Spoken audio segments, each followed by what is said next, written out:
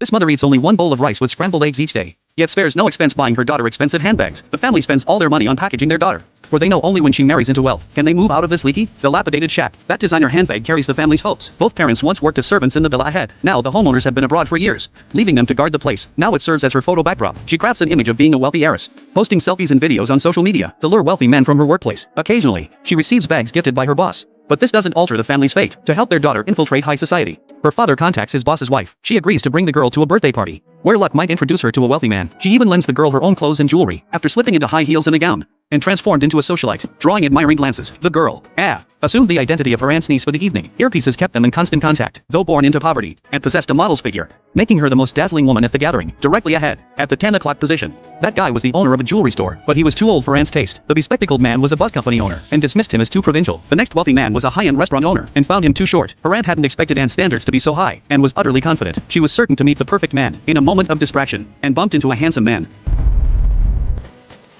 Their eyes locked for a long moment. The handsome man wrapped his arm around Anne's waist, through her earpiece. Her aunt explained, this young man is the only son of a wealthy widow. After his father's death, he inherited a massive fortune. She urged Anne to treasure this opportunity, and introduced herself as an apparel exporter. She just closed a $10 million deal. A woman dressed provocatively embraced the man, and hadn't expected competition. But no sooner had the sexy woman left, than another lady wrapped her arm around the handsome guy, and felt momentarily lost. Yet despite this, the handsome man pulled out his phone, and asked for Anne's number. Seeing Anne about to give it to him, immediately stepped in to take her away, advising her not to give out contact details so easily. A girl should carry herself with dignity. Something too readily obtained seems cheap. Those wealthy young men especially like it that way. Besides, there were plenty of quality gentlemen here. Her high heels were rubbing, so she sat down to rest. A handsome man pulled out a blister pad. It turned out the designer heels she wore belonged to his family's brand. He'd just attended their new product launch, which is why he carried the pads with him. He applied the pad to her shoe, and asked for her feedback on the experience. To help refine their new product, they shook hands and introduced themselves. This well-mannered, refined young man was exactly Anne's type. Her aunt stepped in to formally introduce them. He was the only son of a billionaire, who had just returned from studying abroad. Just then, the handsome guy's mother called, asking her son to return to the banquet hall. Annie remarked that this handsome guy was perfect in every way,